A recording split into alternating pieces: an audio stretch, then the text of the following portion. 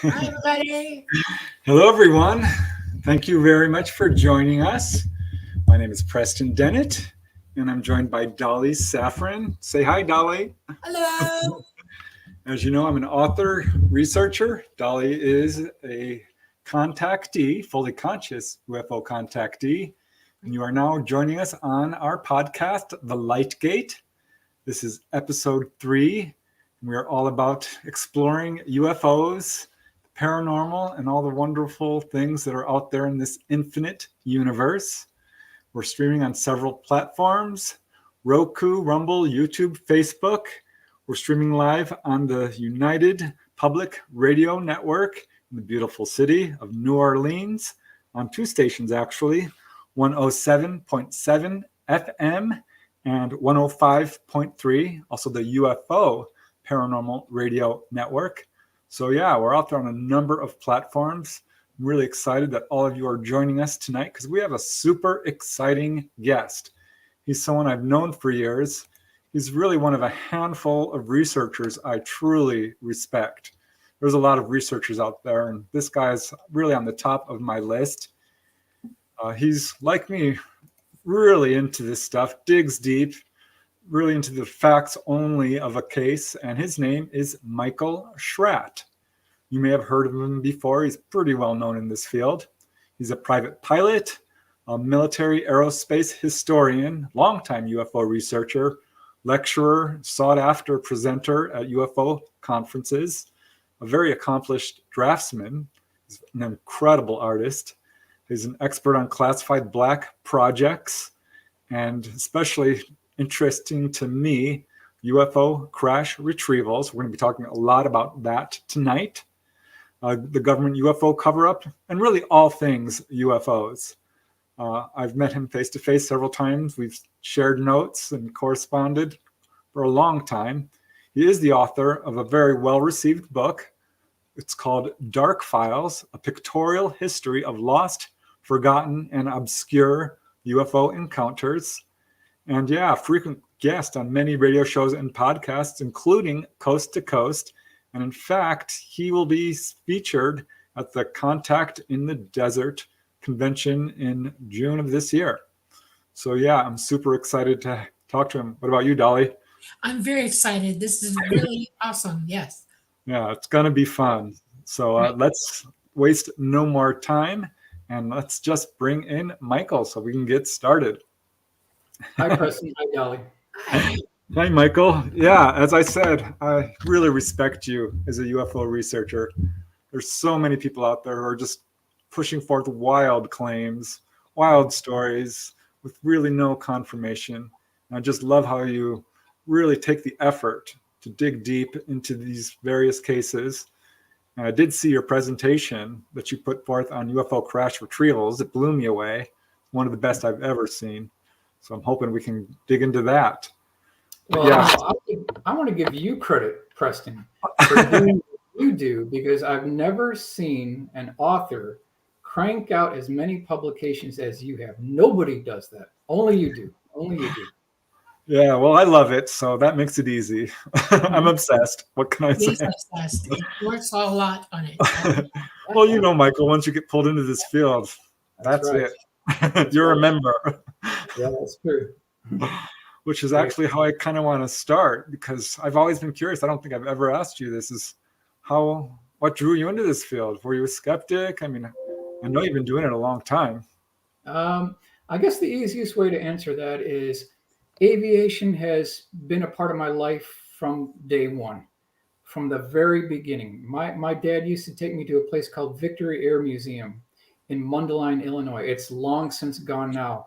But they had these old warbirds parked out on this grass field with cracked windshields and opaque glass and shattered windows, and it had paint that was chipped off and faded, and it just, these old warbirds, P-51s, they had some German planes there, they had a PBY Catalina there, and it just had this ghostly, otherworldly feel to it. That was my introduction to aircraft, generally speaking. This is really at an early age. And then my dad would take me to the EAA Oshkosh Air Show, and this is 27 years in a row. that kind of spurred my interest in aviation. So you can see some of my models behind me here. I'm hardcore aerospace all the way. Wow.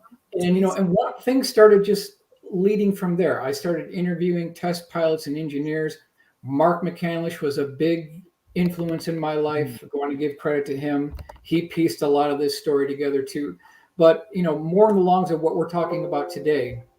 And it looks like I've got to plug in my power here. Stand by for 1 second. Lose everything here. Okay. Look at all those models. Yeah, my brother Steve. I don't want to lose this. All right, so looks like we're good here. Okay, so anyway, back to Oshkosh. Literally 27 times in a row, went there, very familiar with it. Want to give credit to Mark McCandlish. Also want to give credit to our late friend Leonard Stringfield, and he's the basis of our discussion this evening. Really, his work is incredible. I do think it deserves more credit. In a nutshell, Leonard really was a genius. He memorized the entire Webster dictionary. This is the kind of man that you want on your team. He worked in Cincinnati at a chemical factory. He died in '94 timeframe. But what I want to mention is he had a sighting of a Foo Fighter in World War II in a twin-engine aircraft. And they thought they were going down because they lost the engines. When this thing pulled away, the engine started up again. And that was his first introduction to this whole concept of UFOs, Foo Fighters, eventually leading to the crash retrievals. He eventually published 2 books. And in the late 60s, early 70s timeframe, he started getting these stories from all of these first-hand military witnesses, pilots, engineers, air traffic controllers, astronauts, cosmonauts, people who were on crash retrieval teams, people who held the debris, the craft, the bodies, people who saw disc-shaped craft being loaded onto 18-wheeler tractor-trailer lowboys and being shipped to Wright-Patterson Air Force Base. Those are the caliber of witnesses that Leonard had put together. So to make a long story short, it was July 1978 where Leonard gave a lecture at the International MUFON Symposium in Dayton, Ohio, the same location as Wright-Patterson Air Force Base. I always thought that was interesting. So Leonard gets up in front of this large audience. This is 1978 at the MUFON Symposium. And he lays out 12 crash retrieval cases in a paper he called Retrievals of the Third Kind. And it was a revolution because people back in 1978, they had never heard this concept before. He actually coined the term UFO crash retrieval. He was the first one to coin that term. And people just, they were astounded. They had never even conceived that this concept could be real, that we actually have bodies and we've put them into storage. We've used liquid nitrogen cooling to chill down the bodies to preserve them. I mean, this is just an unbelievable claim. And there was some pushback. There were absolutely some pushback there because the deal that Leonard made with his sources is that he would preserve an important part of our national history by maintaining the story, but his witnesses, their identities had to remain anonymous to protect them, because it's understandable. These people were on the crash retrieval teams. They had jobs, they had pensions, they had families. So their names could not be released. And that was the point of contention at the MUFON Symposium, because Leonard really didn't have a solid way to back this up because he wouldn't release the names. So there were a lot of people that were upset that these witnesses could not be named. And I understand it. I get the frustration. However, at least we have the story. At least we have the story. So what I've been doing the last 2 years is I've been working with my good friend Rudy. I've been working with my good friend Joel, and also Joe Wraith is my other friend that I've been working with. And we've been kind of having this crusade to illustrate these cases and make these cases come alive. And so that's what I've been doing the last 2 years. Yeah, I saw some of the illustrations. And it's funny, I know about Leonard Stringfield and his pioneering work. I truly respect him. He wrote Situation Red, the UFO Siege. Great book. When I found out about his crash retrieval, he called them status reports. Correct. They would come out one every year or two. I actually wrote to him because I didn't have the last one. And I couldn't Yeah. believe he wrote me back, sent me the status report, signed it. Good. I was just a young kid, newly into this field. Oh yeah. Okay. Yeah, and I do know that. I believe he received a death threat at one point or a threat of some kind. It got a little heavy there. Now, after the presentation, as he was giving his presentation, when he was done, he asked the audience, if you or someone you know has any firsthand knowledge of UFO crash retrievals. I'm talking about military people who held the bodies, who held the debris, who loaded the craft on trailers. Call me. I want to get in touch with you. So then he went on a vacation with his wife, Dell, for 2 weeks. When he came back to the post office, he went to his P.O. box and he opened up the little door and he looked inside and there was nothing there. There was nothing there. And he thought, this is a waste. I spent all this time. I got no feedback. He looked again and there was a small little card. He turned it over and it said, "See Postmaster." So he walked over to the postmaster. He handed the postmaster this little card and this guy said, wait a few minutes. So about 5 minutes went by and then 2 big guys with these back sacks came and there were 2,500 letters that were sent in from firsthand military witnesses. That's incredible. And so what Leonard did is, and this falls into what you were talking about, he had the status reports, and this is the Rosetta Stone for all of the Leonard Stringfield UFO crash retrievals. So this is UFO crash retrievals, the complete investigations, all the status reports in one volume. But the problem is here, as you look through this, there are almost no illustrations, no drawings, no names. So it's up to us to preserve an important part of our national history by using these status report case numbers with all the descriptions to make these cases come alive. And that's what we've done.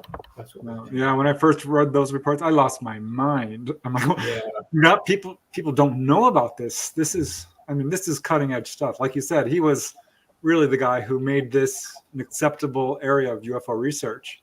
Because in the beginning, in the modern age of UFOs, people wouldn't even accept humanoid reports. Yeah. Would not even talk to people who thought they saw humanoids. And crash retrievals, forget it, because of that whole fiasco with Frank Scully and Behind the Flying Saucers. Right. I think he was the first to mention really UFO crash retrievals at all. How many retrievals are there in that book? Go ahead. How many retrievals are there amassed in that volume? Within that book and within the private secretarial dictation notes that are at Lunken Airport, I counted 119 crash retrieval cases.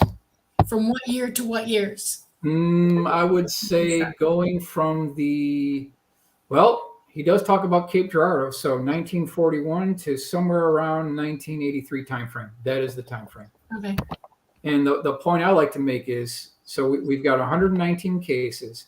If you went to Vegas and you had a roulette wheel and it had 121 spots on it, at 119 chips, you're going to win every time.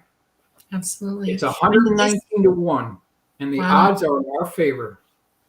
Yeah, and I'm pretty sure that is just the tip of the iceberg. And this is what he was able to get, one man. That's right.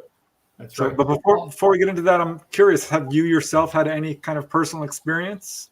I can't say I've seen it. I cannot say I've been on a crash retrieval team. I wish I was, but no, I have not been on a crash retrieval team.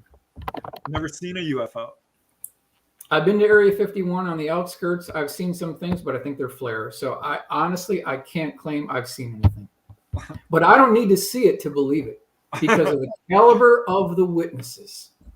Now, Preston told me that you're a draftsman and that you have drawn many of these craft, the different shapes and everything. How many are there that you've amassed together? Well, we've done all the mission critical ones in Leonard's book.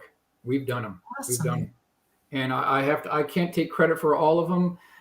My artists, I've been working with them very closely. I have to give credit to my artists because there's a theoretical limit of where I can take it. When it starts getting biological and you've got smooth contouring and you've got bodies being autopsied, that's a little bit more than I can illustrate. It has to go to a professional artist to do it correctly. Okay.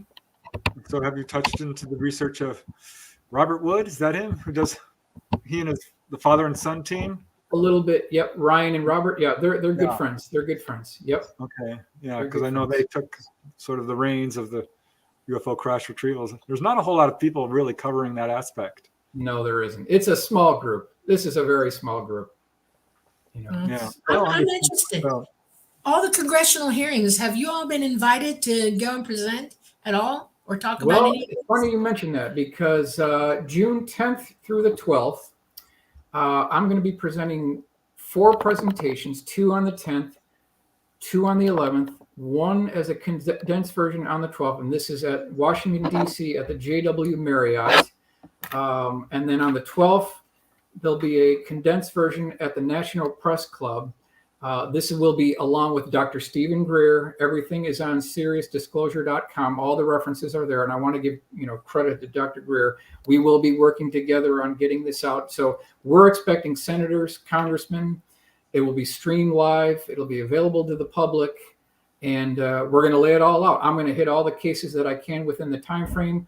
I'll be talking about the black budget. I'll also be talking about historical UFO cases as well. And I'm going all the way with it. I'm not holding anything back. Dr. Greer is too. And there will be surprises that no one has seen before. Very accurate detail illustrations, very accurate detailed drawings, conceptual artwork, things that no one has seen before. I can guarantee you that.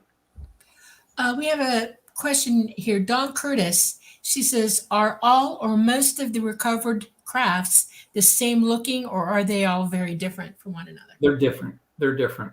Okay. But what's interesting is when you start looking at these cases as a body of work, as a complete body of work, you start looking and you start identifying patterns. I'm going to give you an example.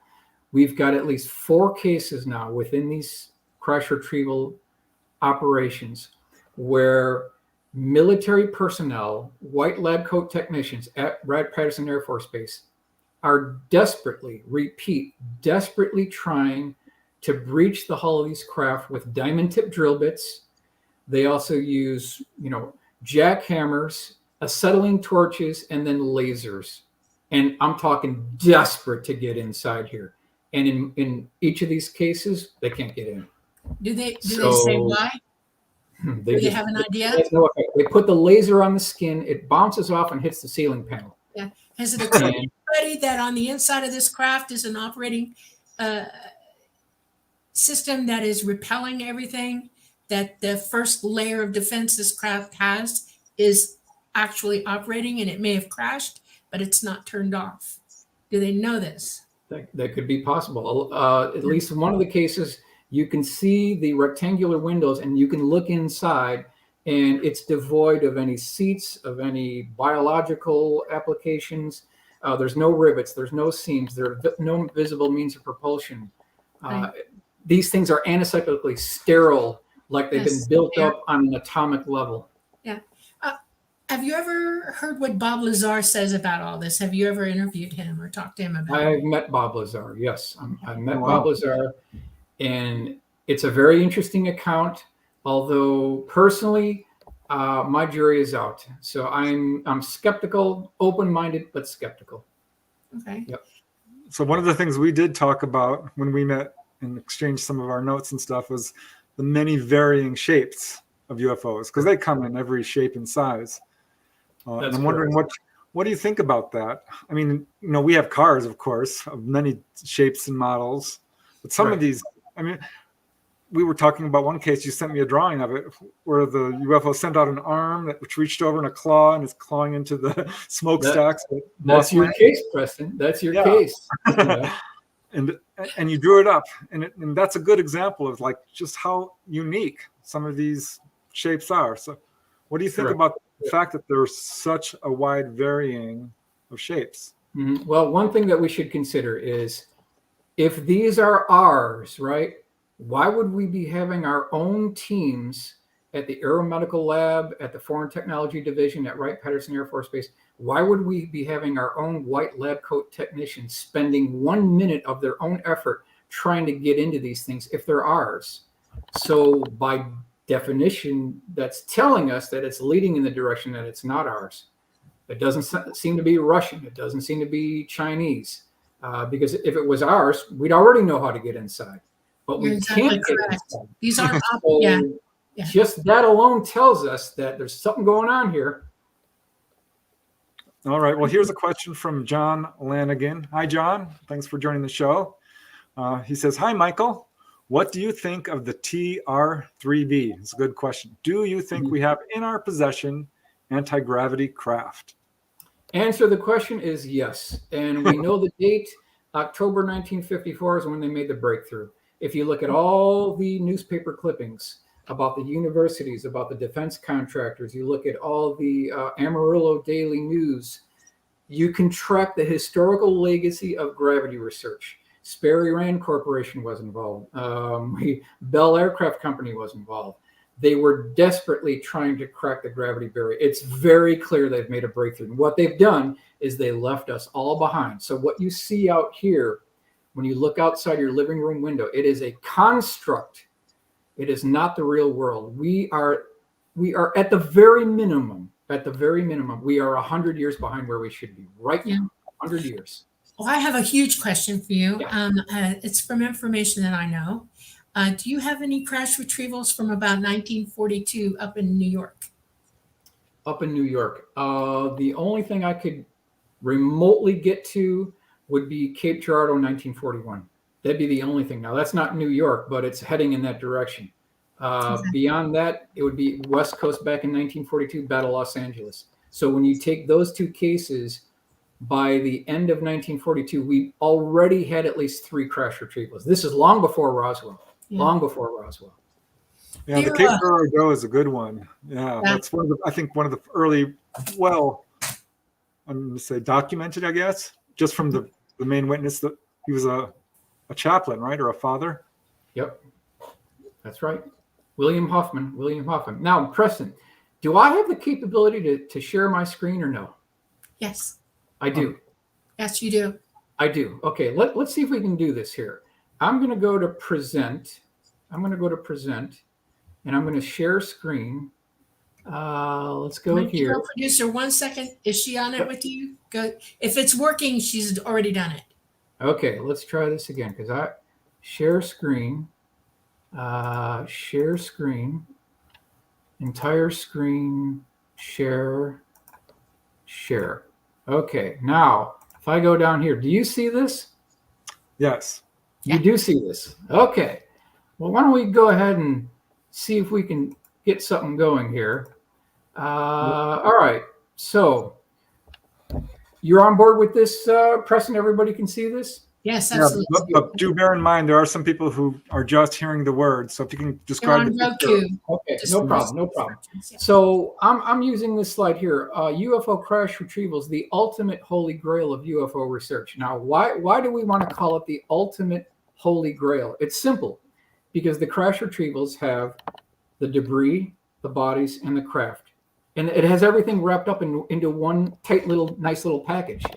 We don't need any more of these CE1 cases. We don't need any more lights in the sky cases. You can go on NICAP.org and you can read into your heart's content. I'm talking about hundreds of thousands of case files and reports of lights in the sky. We need to take this field and we need to move it forward. We need to take the ball and move it forward, or we're never going to get anywhere. We're going to be here the next 50 years and we're still not going to know what's going on. And so that's why Dr. Greer is pushing the ball forward, taking a leading role and getting these firsthand military witnesses to come forward to tell their story, backed up by documented evidence. And that's how we're going to move this forward. So that's why the crash retrievals are really the holy grail. A couple of quick announcements here. These illustrations are computer-generated forensic composite illustrations based on the original source material. We will protect some of the identities of these witnesses within this presentation. Sources for the material, we talked about this before. I'm going to rip through these really quickly here.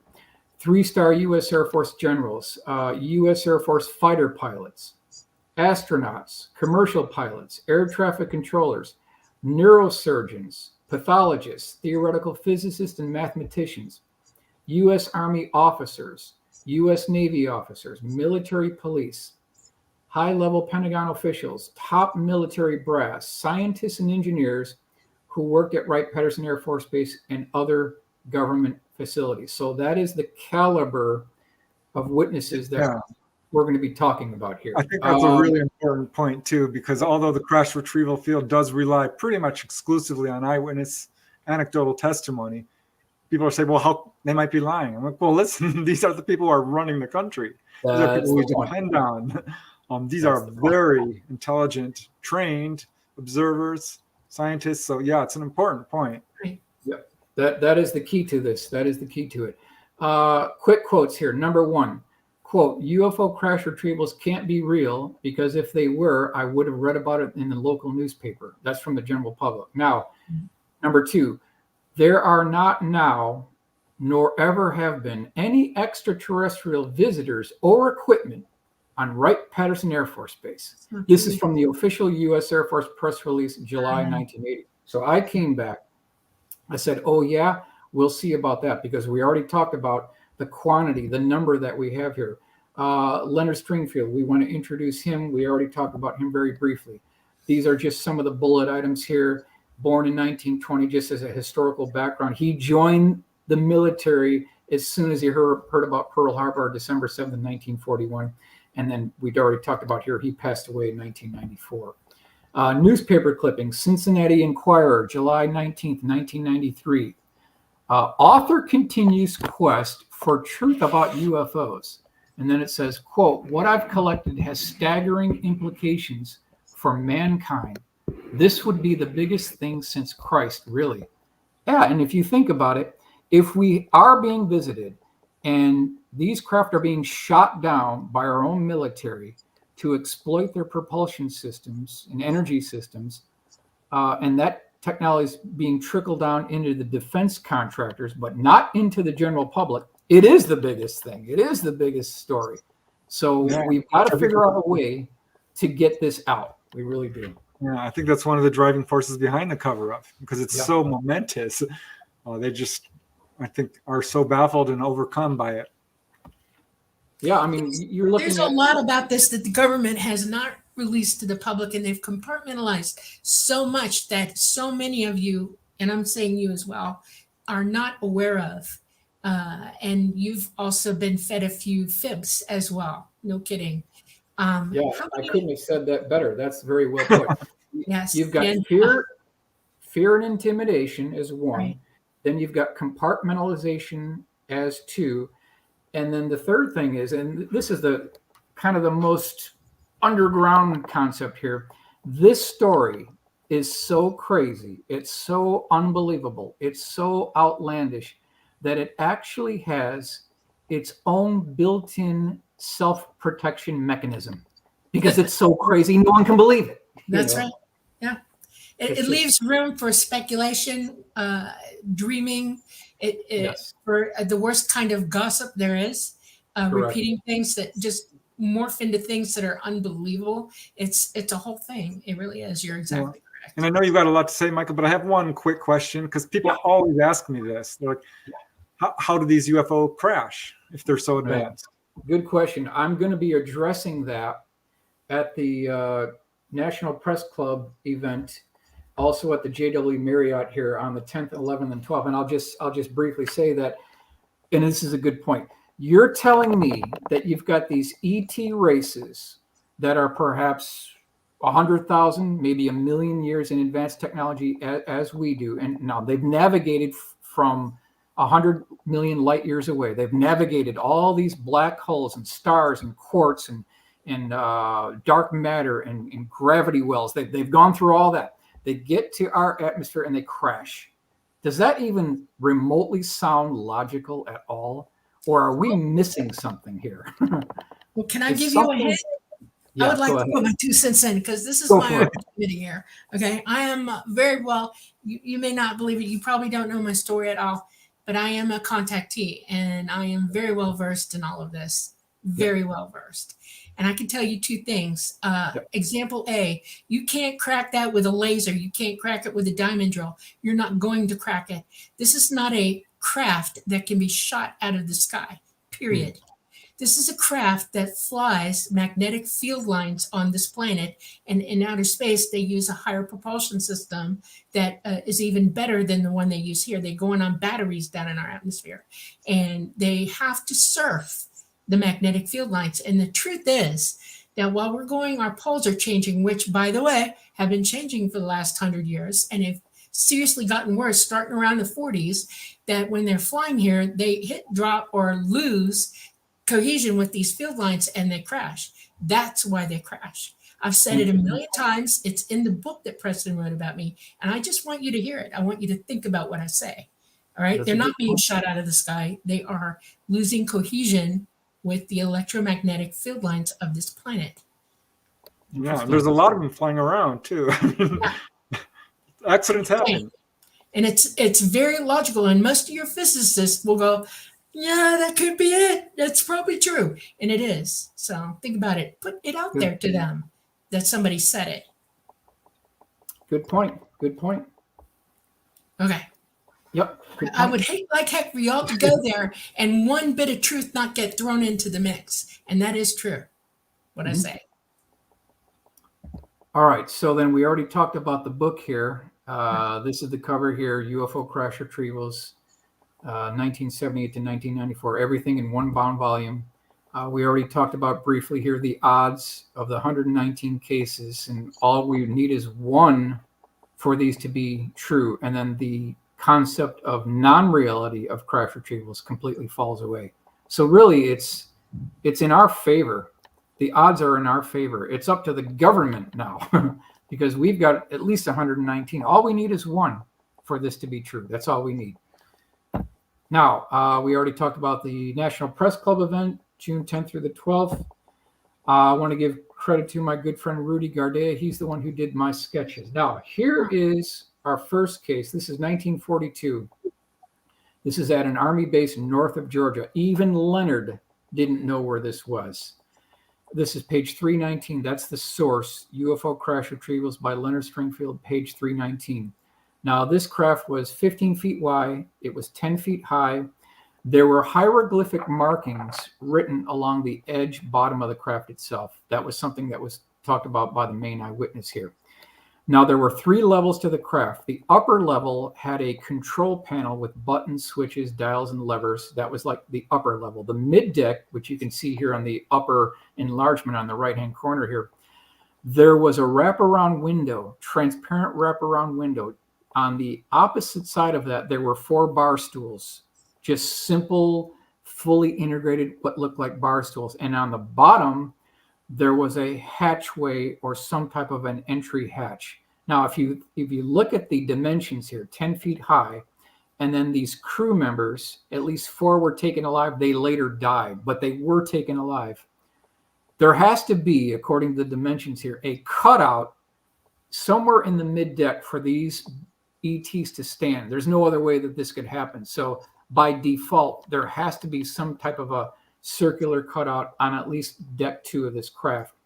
Now, these crew members were about 90 pounds in weight, large black eyes, milky white skin. And this is something that we've heard of multiple times. So you've got these ETs recovered, oversized head, oversized eyes, slit for a mouth, minute nose, emaciated long arms that go down beyond its knees. This is something we're hearing again and again. Now, this is just one example. This is 1942 crash retrieval. This is long before Roswell here. Now, next one. This is a private who worked in records management. The source for this is page 59 from a book called Space, The Final Frontier. This is the cover of the book here. And if you look at this sketch, this is the original sketch that went with the sighting report. Now, this thing came in from a railroad car, flat car from Arkansas, and this is November 1946. So even now, we're still before Roswell. This craft was 15 feet across in diameter. It was about 7 feet tall. It had a flat section wrapped around the outer circumference of the craft that was about 18 inches wide. It had these rectangular windows, and when you looked inside, they were transparent. There were no rivets, no seams, no Ace Hardware hex head bolts. no visible means of propulsion. There was nothing on the inside of this craft other than a central column that was 3 feet in diameter that started at the base of the craft and ran all the way up toward the upper deck of the craft. The central column, that's something I do hear from a lot of contactees. And I have to say, this craft, which, for those who can see it, it's a typical saucer with little windows around the edge. That looks just like one of the cases in my drive-in theater book, where it flew right by the Yuma drive-in theater. This is a very common, I've seen that sort of, well, I haven't personally, I would love to, but certainly have heard witnesses describe this sort of exact craft. Yeah, and then your mention of the central column, that pops up again and again. And see, that's where we can build the case that we've got common denominating factors of cases that are separated by time and space. And we can start to piece the puzzle now. That some of these witnesses didn't know these other ones, but they're talking about the same features. And so that's how we can build the case that this is something that we're talking about reality here. Now, here's the cleaned up drawing here. You can see the central column. You can see the dimensions I put down on here. I've cut away this thing on the upper right-hand corner. You can now see the central column here, and that's important. But what I want to make a real good point of here, and these are the bullet items: no rivets, no welds, no seams, no hatches, no control panels, no seats. And if you look at the front view here, on this window, there's a red dot. That is the attempted point of entry that they were using diamond tip drill bits to try to breach the hull of this craft through these windows, and they couldn't do it. So here's the full color rendering here that shows you what this craft looks like, and we've cut away the skin so that you can see this central column here. This was my first attempt to render this craft, and now I'm taking you to Rudy's drawing. You can see here, so this private went up to this records management guy as he was delivering this letter, and he said, "You know what? I got something I want to show you." So he brought him inside the hangar, walked him down to the end of the hangar, and this craft was sitting on the hangar floor. Off to the right, there was a tarp that was folded up. There was a toolbox, and then there was an electric drill with a diamond tip drill bit inside of it. So that's what they were using to try to get inside this craft. Now, so we took all the information together from the original witness. We took the sketch from the original witness, pieced all the information from the text, and we came up with this full color rendering that you see here. And this is our best effort to get a real good example of what this may have looked like if we were actually there. And I want to give credit to Joseph Wraith for doing the illustration on that one. Now, next one. This is Wright Field, Dayton, Ohio, 1946, still before Roswell. Tex Martin. Now, in this case, he was a young boy. He was at the right place at the right time. This is page 242, 243 from the book, UFO Crash Retrievals by Leonard Stringfield. His father was an electrical contractor, and they were working what I believe this complex right here. This is hangar complex number 4, and it's Bay E, which is in the foreground here. I've actually been inside this hangar. It's a large complex, large hangar. I can't guarantee it was this hangar, but a good possibility that it was. Now, there's an adjoining cafeteria to this hangar. And if we move forward here, there was a soda pop vending machine, vintage 1946, something that looked like this. And this little boy is going up to his father because this janitor came up and said, "Hey, do you want a soda?" And he said, "Yeah." So he asked permission from his father if he could have this soda. And his father said, "Sure, of course." So this guy gets this soda for this young boy. And as soon as he hands it to this boy, coincidentally, one of these workers from inside this hangar comes through this adjoining doorway, and this little boy peers inside, and he sees 2 18-wheeler tractor trailer lowboys that have tarped debris with a canvas green tarp, and there was a dish-shaped craft and at least 3 bodies near the dish-shaped craft, kind of halfway covered up in blankets. He saw this with his own eyes here. Here's the first rendering that we put together just to lay out the components of this. And then this is the final drawing here. This thing was 20 feet in diameter. It had 2 bands wrapped around the outer circumference of the craft. You can see the little boy in the background looking through this doorway here. and you've got this tarp debris on the 18-wheeler tractor trailers. On the lower left, on these gurneys here, you can see these beings, and these were about 3.5 to 4 feet tall, emaciated bodies, oversized head, oversized eyes, slit for a mouth, minute nose, something that keeps on popping up again and again. Now, this is our full color rendering. If we wanted to take you there, this is our best effort of what this may have looked like if we were actually at the scene here at Wright Field, Dayton, Ohio, because this was not Wright-Patterson Air Force Base yet. It did not become Wright-Patterson Air Force Base until October 1947. So it was still Wright Field, Dayton, Ohio. Yeah, I do remember there was a number of cases in Leonard Stringfield's book where people just accidentally walked through the wrong door. I think there was one in a museum, father and daughter. So that's fascinating to me, because these are people who are not looking for this, not expecting this, Right? don't know how to interpret it. And Correct. UFO wasn't even really talked about much way back then. Yep. I'm curious, your crash retrievals, did they ever get a craft that was in pieces? Because you said something about. Yeah, there were craft that did have debris, but as far as it breaking the tensile strength of the craft itself, they may have been using liquid nitrogen. I have heard of reports of them getting inside, and the only way they could do it was with liquid nitrogen, super chilling it down, changing the atomic level of how the atoms are stacked together.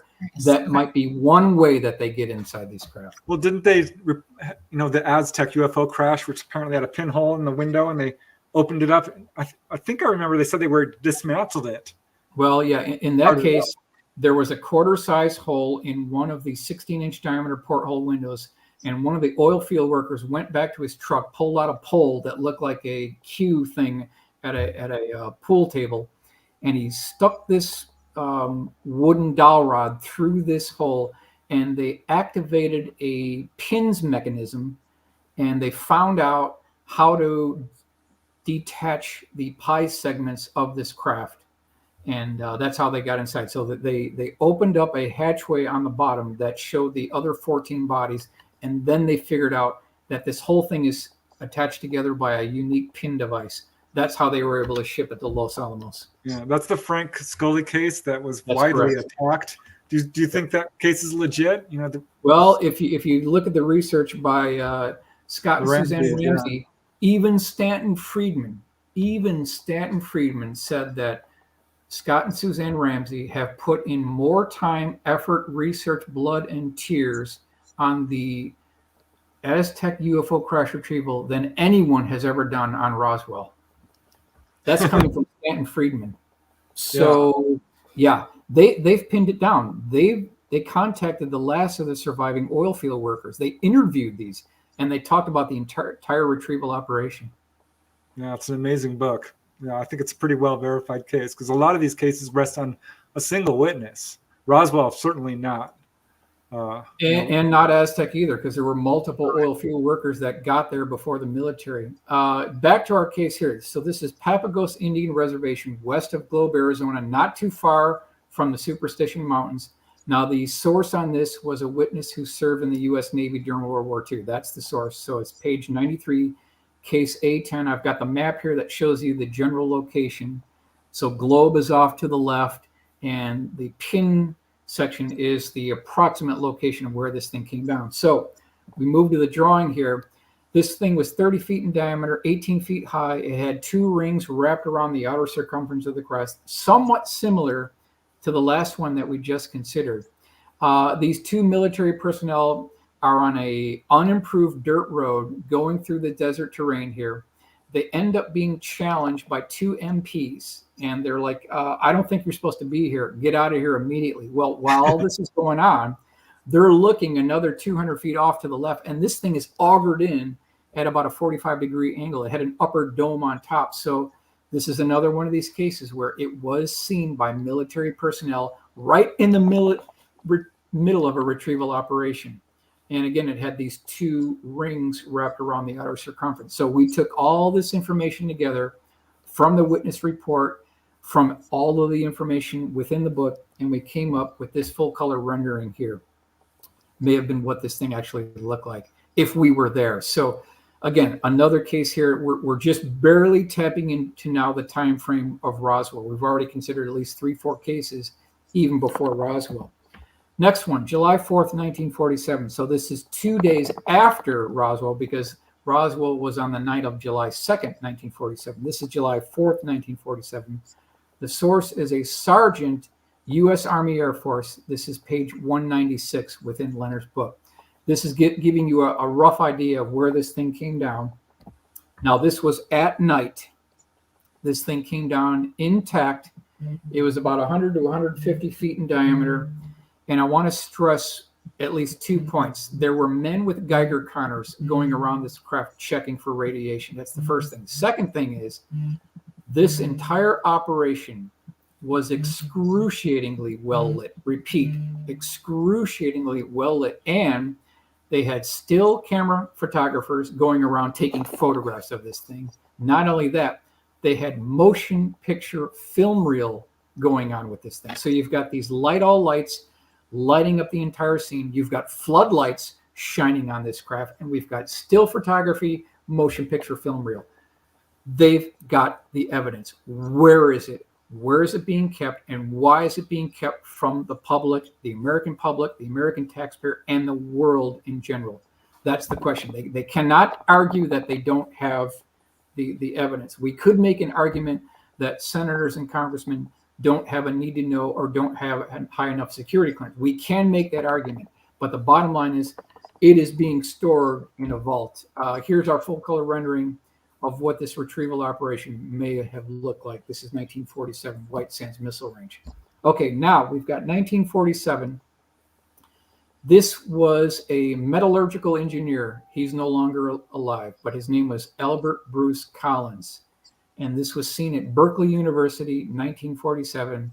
He was kind of a white lab coat technician. He was at the right place at the right time when this 18-wheeler tractor trailer, it backed up into this warehouse. So the scene here is this large warehouse, and he may have had a clipboard on. He was a white lab coat technician. As this 18-wheeler starts backing in, what did it look like? This is what it looked like. It was an egg-shaped craft, 30 feet across, 15 feet high. Now, I want to mention that it had a hull breach or crack on this egg, showing you the interior components. Now, the interior components consisted of a 3-foot diameter sphere, which made up the central core of this craft itself. On the forward section of this craft that was still visible within this hull breach, there was a composite panel. Now, wrapped around the outer circumference of the interior core, which is the 3-foot diameter sphere, there was another composite panel that mimicked the outer circumference of this interior core type device. Now, on the upper right bottom corner of this craft, there was a hull breach indicating that there may have been an implosion from the inside. It was not a hit. This was an implosion from the inside because the shrapnel was going outside. So we believe there was a superstructure in interior implosion somewhere on the inside of this craft. Now, my question is, was this the main craft, or was this their propulsion system for a much larger craft? That's my question. Now I want to Dolly, I would love you to comment on that, because seeing this sphere, Dolly is a fully conscious contactee. She's had hundreds of experiences. She's learned how to pilot the craft.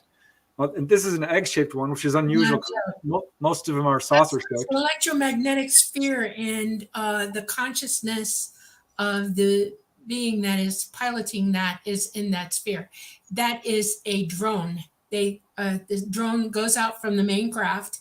He's in the sphere, his consciousness, and he's piloting it that way. It's totally psychic.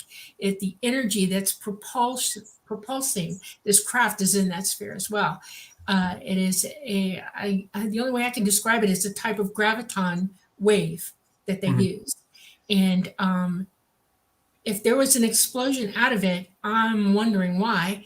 He may have, I get a couple of explanations for that, but I'm not going to tell you.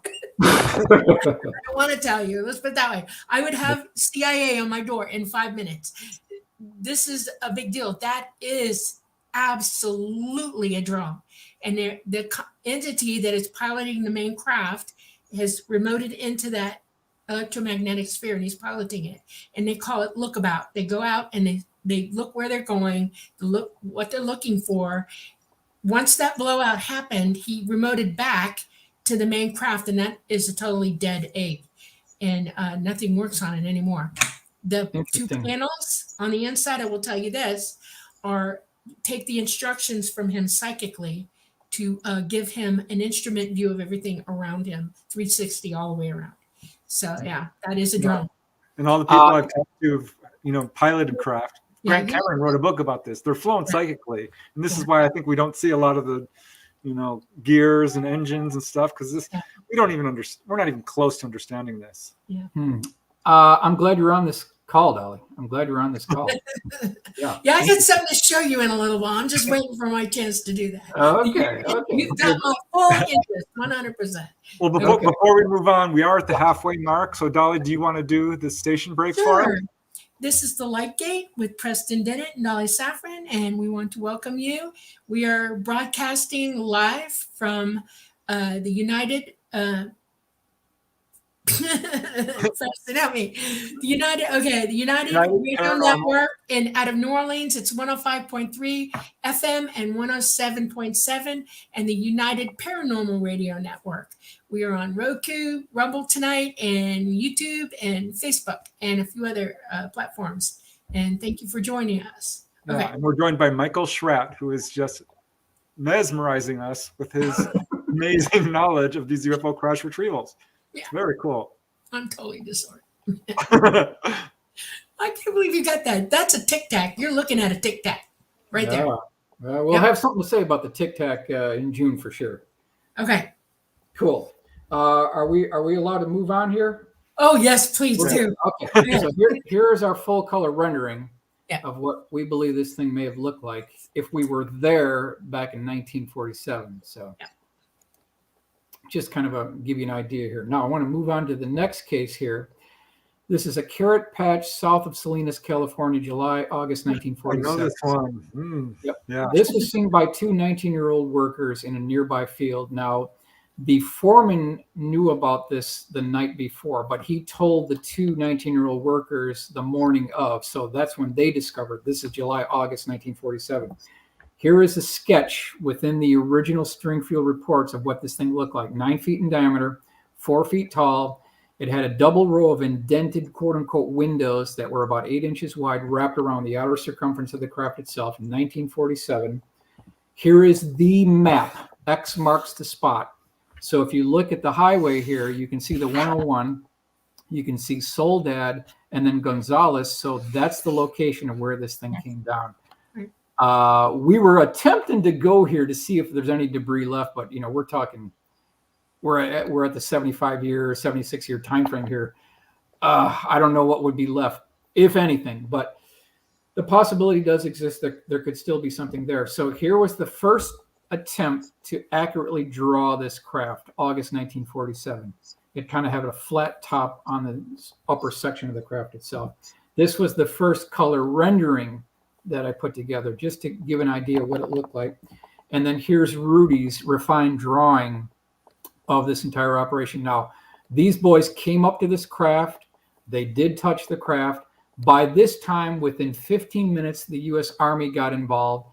They told these two young boys to get out of here immediately. They walked about an 1/8 mile down where this field was, but not too far away that they didn't see the retrieval operation. They got to see it with their own eyes, the entire operation.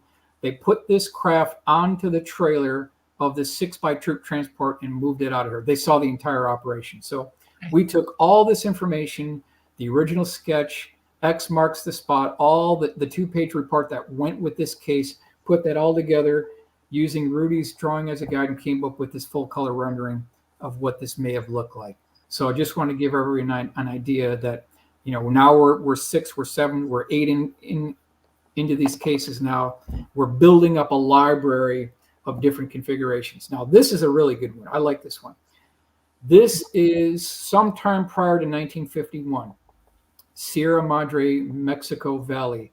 This has to do with a construction engineer who was, again, at the right place at the right time when this thing came down.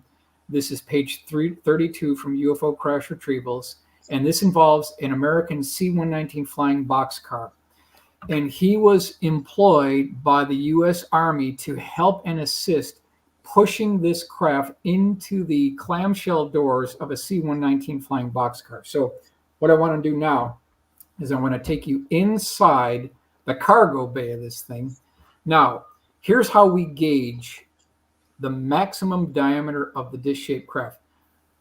The cargo bay is 9 feet 10 inches wide. That means that whatever this craft was, it could be no longer than 9 feet 6 inches, allowing 2 inches on either side for clearance. So that's how we know how big this thing was. It was a smaller craft. So I want to take you to the drawing.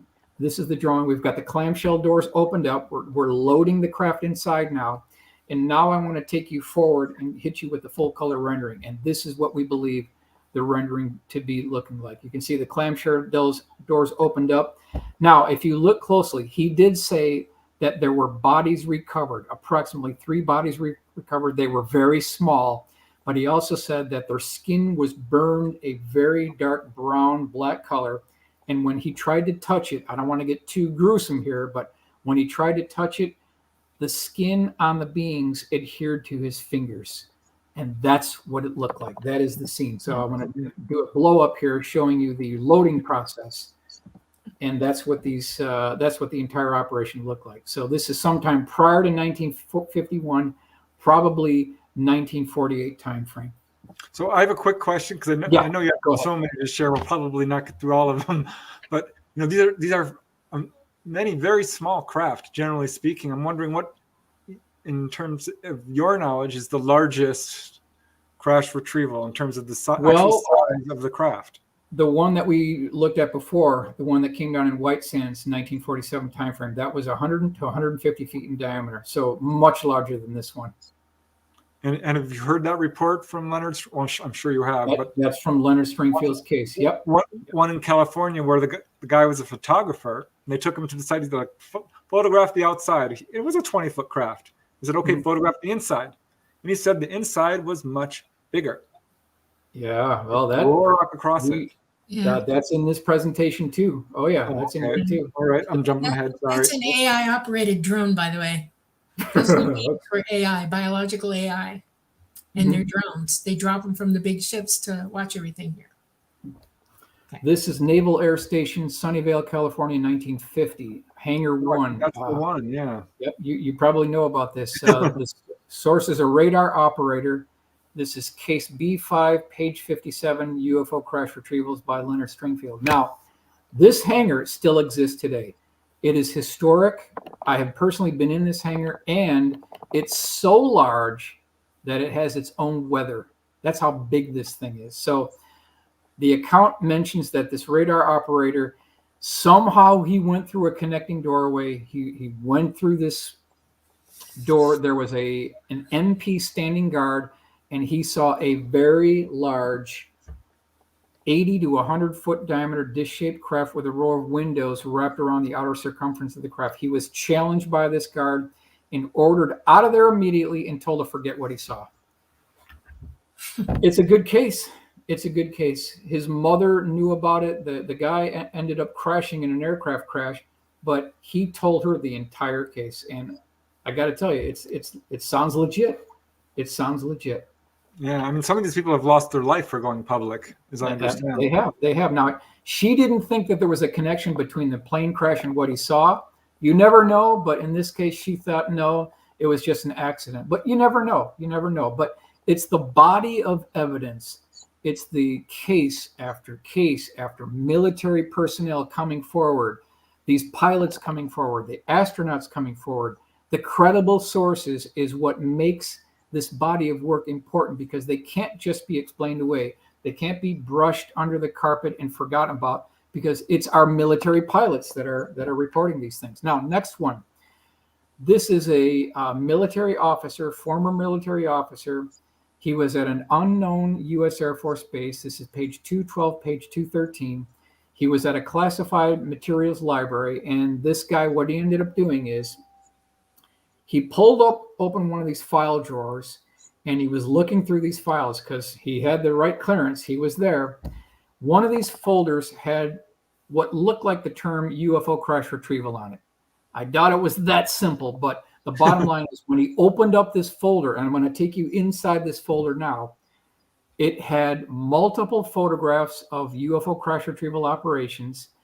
This was there was documentation indicating that bodies were recovered as well, and they were using diamond tip drill bits on the scene to try to get into this craft, just like the one at Wright Field, Dayton, Ohio, in 1946 that we already talked about. Now, this one was Farmington, New Mexico, sometime prior to 1950. This was 36 feet in diameter. This is the gentleman who described the photos here. Now, there's a couple of key points that I want to make. I'm going to run through these relatively quickly here. So, number one, military officer had the correct security clearance, which gave him access to a classified materials library. Number two, report seen by witness made reference to crashes and that bodies were recovered. Number three, in addition, diamond tip drill bits and acetylene torches were used to gain access to the interior. Reference 1946 craft seen at Wright Field, Dayton, Ohio. And then the 40-foot craft, we haven't talked about that. That was December 1963. Now, number four is important. Eventually, technicians were able to gain access to the interior of the craft by way of a small entry hatch. The report said, referring to the door, that it was almost as if the material of the craft liquefied and then solidified again. That's something that we hear again and again and again, that you cannot even see the demarcation marks. You can't put a razor blade in these doorway hatches. They are so fully integrated into the exterior of the craft itself, you can't tell there's a doorway there. That's what this thing looked like, according to this witness here. Now, we should mention, since we're talking about Farmington. I'm so glad you brought this up. Yeah, and I know you know about this, Preston. I know you know about it. Is the Farmington Armada. We cannot talk about crash retrievals without throwing this in, because this is such a serious case. This is Albuquerque Journal referencing the sources here. March 18th, 1950. Hundreds at Farmington report large force of flying saucers. When you look at this, and David Marler has done a great job on this, there were, I'm talking about 500 disc-shaped craft that were flying in formation. There was a red leader. They were going backwards. They were making 90-degree left-hand turns at high speed. They were reversing, just exotic maneuvers that these things were making. That has to be included in this whole mix here. Now, I just want to make a quick reference to that, because there's speculation as to what was going on there, because there aren't really a whole lot of cases involving that number of craft. That's a full-on display. This is a type of behavior we don't often see, but there was some speculation. I forget what researcher said it, but that it was a sort of a memorial to the craft that crashed there. That could very well be. ETs. I don't know that that's true or not, but there's nothing quite like that in the UFO literature anywhere. Right. There just isn't. So I really wonder about that. Now, one thing I want to point out here, during the early 1950s, 51, 52 timeframe, there was an official standing order by the U.S. Air Force told to our own pilots to shoot these things down at any cost. Shoot these things down. So this is Cincinnati Enquirer, July 29th, 1952. Shoot saucers down. Jet pilots so ordered in 24-hour air alert. Next one, jets keep 24-hour alert for saucers. Pilots ordered to down objects if they don't land. On the saucer trail, pilots told shoot them down. Jets on 24-hour alert to shoot down saucers. So why am I getting into all this? These are the jets, F-94 Starfire, that they were using to try to intercept and knock these things out of the sky. If you go to Davis-Monthan, they have an air museum there. And if you go to Dayton, Ohio, they have an air museum there. The upper one is from the Boneyard, where you can walk around their museum outside here. And you can see on the front nose of this thing, there's 4 hatches. These hatches retract and they open up. And on the bottom at the Air Force Museum, you can see all of the rocket tubes that launch out to try to take these things down. This is the aircraft that they were using to try to shoot these disc-shaped craft down. So here's the rendering of what this might have looked like when they were doing an attempted intercept. Now, I want to bring this up because this is critical. This is in Leonard's book here. And this is from a woman who wrote to Leonard Stringfield. Her name is Mildred Bissell. The date on this is October 2nd, 1979. It's very important. Quote, I heard you speak at the MUFON Symposium in Dayton last year, and I'm interested in your research on retrievals of the third kind. I gave a talk at a local library last week, and in the discussion period following, a fellow told me that when he was a gunner in the Air Force, he had emptied his guns on a UFO and had taken pictures with his gun camera that clearly showed the shells exploding against the side of the craft. He said the camera was taken off the wing of his plane when it landed, and the pictures developed. At 2 a.m., a couple of military policemen came and got him out of bed and took him to the base auditorium. They ran the 17 seconds of movie of the UFO over and over and questioned him and 2 other crew members until 10 a.m. He was warned never to tell anyone what had happened. He said he had a wife and family, a good job, and a lot to lose. He seemed afraid of the CIA and wouldn't even give me his name. So here's an example of one of these pilots who unloaded an entire, barrage of shells on this thing. It hit the craft, and they got it on motion picture film reel gun camera footage. Now, show us that footage. That's the footage I would love to see. Yeah. Frank Frascino wrote a book, Shoot Them Down. Yep, that's right. That's right. That this happened World War II. This happened in Korea. This happened in Vietnam. And we can bet that it also happened probably during Desert Storm. So we've got 4 conflicts where they've got gun camera footage of these things being hit and tracked and also being recorded. The question is, where is the footage? Is it at an underground Pentagon vault? Is it at Andrews Air Force Base? Is it at Wright Field, Dayton, Ohio? Where is the photo vault? MacDill Air Force Base, Langley Air Force Base, could be a number of depositories around the country. Yeah. By the way, Michael, Dolly was inside a UFO when a lone, just a farmer, I guess, shot. And a big 12-gauge shotgun. It was a double barrel, and he shot at us, and it terrified me because I knew it was going to happen. It ricocheted and hit him in the thigh, and they had to load him up and fix him. And so many cases of people shooting UFOs. The power propulsion systems, or as you would conceive of it, it's not what you think. It has 2 layers. One is right around the craft. It protects inertia and that kind of thing. And then the one outside it. And that is what actually, moves it. They skiff. They do all kinds of things with that. And if you aim at one, there's nothing that will allow anything to penetrate their craft. And when you said thousands or hundreds of millions of years, we're talking billions of years ahead. And there's no way you're going to gun one down. No way. I know that Greer talks about scalar things. If you can interrupt the gravitational fields around them, that might shock a pilot for 2 seconds, but they'll take off and they can go, 9, 10,000, 14,000 miles an hour, as you would understand it, instantly away from it and no problem. If they've ever brought one down, it would surprise me. Well, there was some speculation that the Roswell craft was brought down because our radar interfered with their navigation system. You think that's true, Dolly? No, because it's psychic and the pilot is not driving it that way. They don't fly conventionally at all. Everything is, that pilot is keyed in with the pilot. Every craft is run by another being. There are 2 pilots. The craft itself is alive, as you would understand it, and then the pilot in the seat. And they're joined up psychically together, and they work in conjunction. There's instantaneous reflexive action going on between the 2. And they see 360 degrees all the way around them. There's nothing you can do that they don't already know, at least 1 second ahead of your jerky motion, that they're going to react to it. And it's amazing to me that people don't realize that. You've got films, people have films all over the place where they're doing right hooks, left hooks, up, down, all around.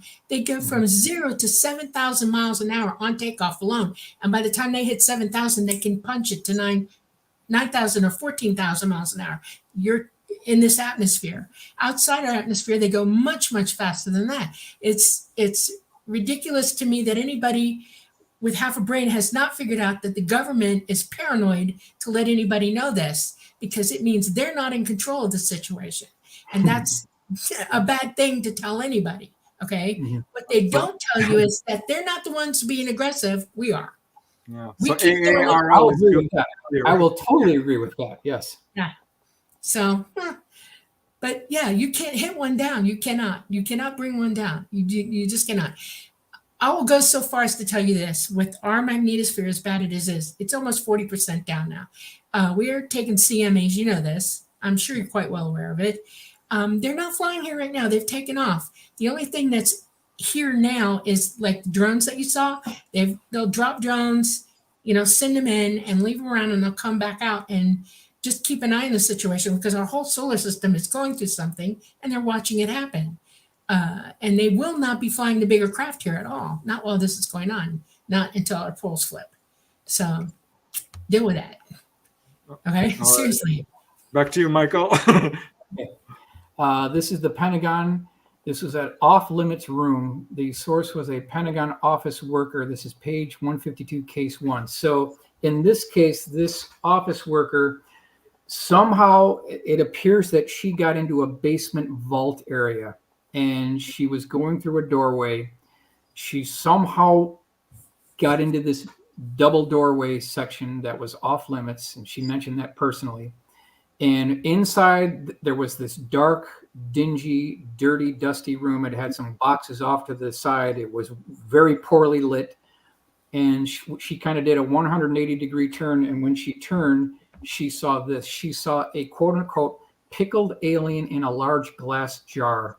Ooh. Within 5 seconds of her seeing that, she felt a very firm hand on her arm. It was an MP telling her to get out of there immediately. She had to sign papers not to talk about this, but years later, a source from Leonard Stringfield was able to get her story, and this is our full color rendering of what this may have looked like. And so this is at the Pentagon, and we believe that there is an underground vault at the Pentagon where they store probably gun camera footage, 8x10 black and white glossies, motion picture film reels, and full color 8x10 glossies as well, under the Pentagon here. Fort Polk, Louisiana. This is summer 1953. Source was a private in the Army. Case A1, page 80. And I'm going to give you a map. This is the location of where the full color, this is our first rendering of what this thing looked like. Now, another egg-shaped craft. It had a fin that was wrapped around the outer portion of the craft. Now, this thing was still turning when they got there. And wow. The soil was red and hot when the retrieval team got there. They saw the whole thing come down. It was 30 feet across. Now, there were 3 ET beings recovered. 1 was carried on a stretcher. The other 3 were helped out and assisted by military personnel. Now, they were all about 3.5 feet tall, very emaciated bodies, oversized head, oversized eyes, slit for a mouth, minute nose, one-piece tight-fitting flight suits. They had what looked like gloves on. They also had full head helmets on. And in the report, it said that it didn't even look like they had a knee joint. They were moving very staggered, like they had no knee joint. That was one thing that I thought was interesting, bending only at the hip. So you can imagine how these beings were walking. So I want to take you to the full color rendering here. Here's the rendering of what Joseph Wraith put together. You can see the red scorching terrain here, the landscape, the craft itself. I'll do a little bit of a blow up. This is what they may have looked like with the full head helmet on. You can see the one-piece tight-fitting flight suit, also the gloves. We've captured that. Here's the one being carried off into the ambulance truck. And in the report, it says that the other beings were yelling at the one on the stretcher, like they were trying to, hope that his comrade was still okay. They were checking on their comrade. That's what it appeared to be in this report. And so this is Fort Polk, Louisiana. Here's the rendering blow up of what this may have looked like if we were actually there. Well, if the general public had any idea this was going on. I know. I mean, These guys are good. These guys are good. They have successfully kept this under wraps for over 80 years. They've done a very good job. A very good job. This is one of my favorite cases. This is Wright-Patterson Air Force Base in 1953. The source was an Army Reserve warrant officer, and I have his name. This is one of these cases where I know who it is. We have his name. This is Retrievals, page 15, abstract number 8 by Leonard Stringfield. Now, picture the scene here. Wright-Patterson Air Force Base at night when a 4-engine transport plane came in, and this is hangar complex number 4, Bay E. I think it still could have been this last one where I've got the arrow indicated here. And this is a front view photograph that I took when I got access to the base. It's a pretty large hangar. And this DC-7 cargo plane looking almost identical to this scene right here. So just picture this plane taxiing up onto the tarmac. Now these large hangar bay doors open up. This 4-engine DC-7 cargo plane taxis in. They immediately shut these hangar doors shut. And what happens next is, and this is from the testimony of this warrant officer, there is an aft left cargo bay door opens, and they're offloading these wooden crates with a forklift. And this is what he saw. You can see the upper portion over here with the cargo bay open. Now, he was standing not too far away from 5 wooden crates. The 3 upper crates had their lids pulled off, showing you what appeared to be 3.5-foot tall ET beings. They were wearing a one-piece tight-fitting flight suit, oversized head, oversized eyes, slit for a mouth. One of them was female, he said. He knew that. And he said that all of them were supported by this white netting that allowed them to be suspended above the dry ice, protecting them from the freezer burn below. That's what he said that he saw. And he also saw that there were boxes associated with this retrieval operation. He was told that that was from the crash retrieval. And these bodies may have come from something in the Southwest time frame. So we took all of his testimony within the report, and we came up with a full color rendering of what this may have looked like if we were actually there at the exact same time frame that this warrant officer was there. And you can see the dry ice mist coming up from the below where they're being protected from this white netting that was supporting them. No, why is this? Did this one capture your attention? What makes this one of your favorite? Because this guy was 12 feet away from these boxes, and he gave a very good description. He talked about the bodies. He talked about the retrieval of the craft being shipped to Wright Field, Dayton, Ohio, and we've got the name of this guy. So that's why this is important. There must be an enormous number of people sitting on this information who aren't talking. Yep. Here's the view looking down inside now. Oh, wow. One was female because he said that one of them had breasts. So this is a case where this appears to be a female ET. Let's move on here. Dutton, Montana, 1953. This is Cecil Tennant. He was a civilian. This is page 16. Now, this guy's driving down the road, and he looks up, and he sees this 300-foot-long cigar-shaped craft tipped up at a 45-degree angle. And I'm going to move on to the next slide here so you can see what this thing looked like. It was belching out smoke and flames. Now, he's in the pickup truck going one direction. The oncoming traffic going in the other direction had their tailpipes on fire. So whatever this thing was doing, it ignited the surrounding atmosphere so much so that it was igniting the tailpipes of the oncoming traffic. Now, Dolly, can you comment on that? Like, why would that happen? Well, he's in the skiff position. In other words, he's looking for a field line to stay on it. He's trying to stay aloft. That's what they do. They tip up because they're going up magnetically connecting to a line underneath them in the ground. And if he's belching something, that means they had a containment issue and it blew. They all have a circulating, like you said, the red stuff, that's like the lifeblood of the craft. And if something blew out, and nobody's perfect. Everybody has problems. Nobody in the universe is capable of building an unbreakable machine. There's no such thing. So they probably lost containment. They were losing, what helps that thing operate. And I guarantee you it was coming down. They're trying really hard not to, but it was going to. Wow. All right. Sorry, Michael. I had to ask. Oh, that's fine. So this thing was 300 feet across. Now, while all this is going on, this guy pulls into a gas station. He files a report. Coincidentally, a police officer files a report at the same time. And somehow that got back to the local Air Force base. So that night, he gets a call from this general that you can see in the upper right-hand corner that Rudy's done just such a great job now. The first words out of this general to this eyewitness on the phone are, quote, "I want to see you."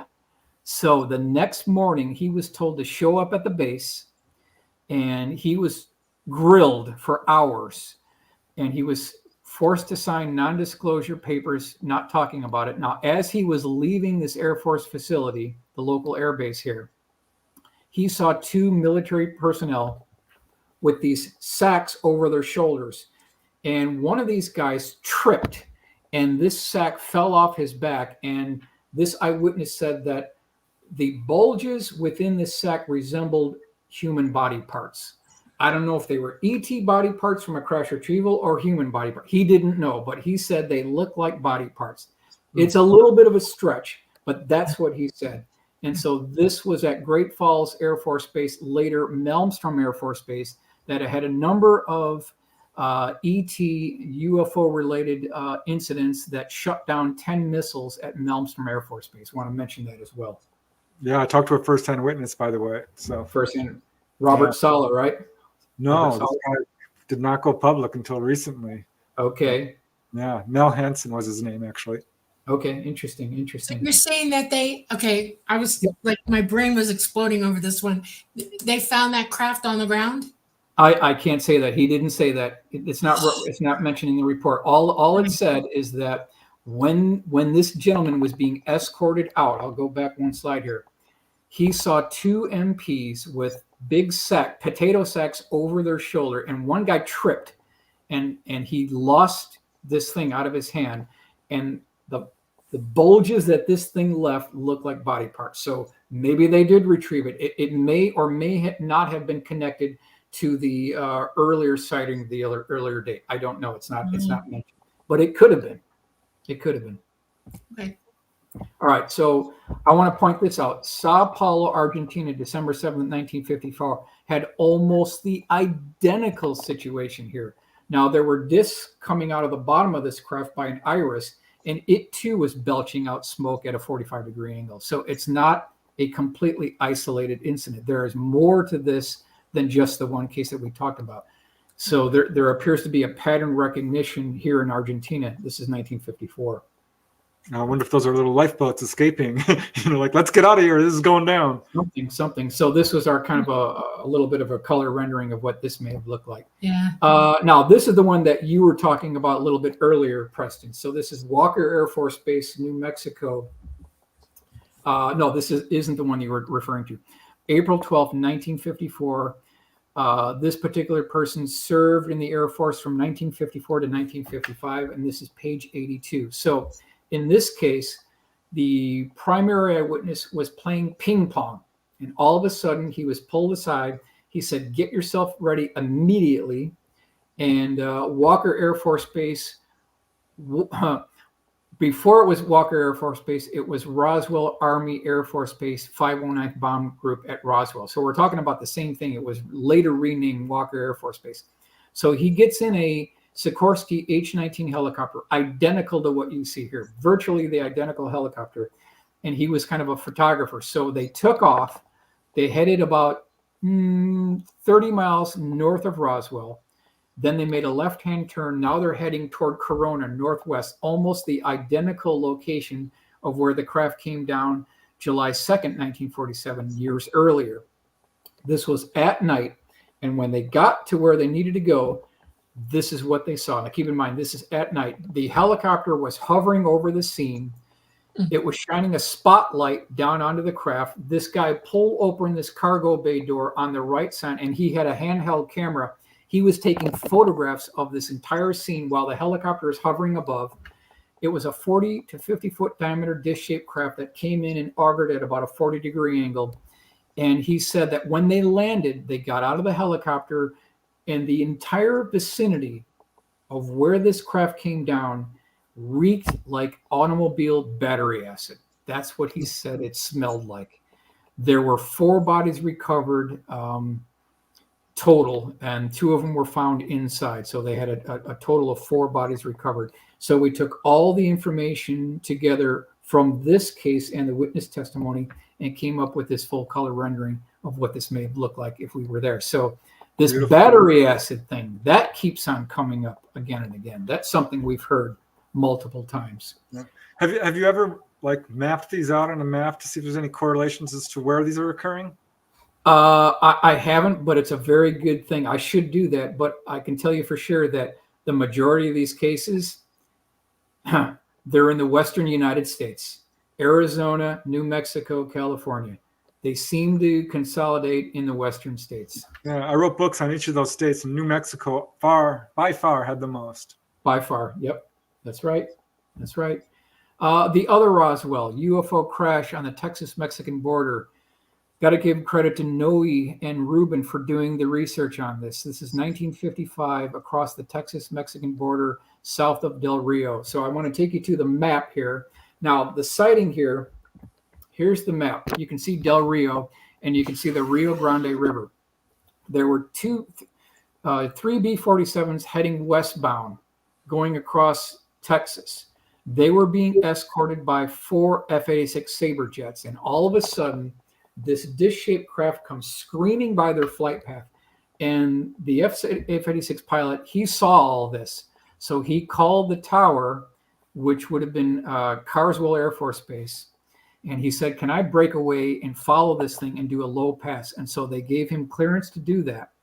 And he broke formation. He followed this thing down. He saw the entire crash took place. He did a low pass, and that's what you can see over here. He did a low pass, and this is just south of the Rio Grande. So what he ends up doing, this thing was 25 feet in diameter, 5 feet tall. He lands at Carswell Air Force Base. He gets out of the jet. He drives to Corsica, which is a civilian airport. He jumps in a tail dragger 2-seat Aranca and flies back to the crash site.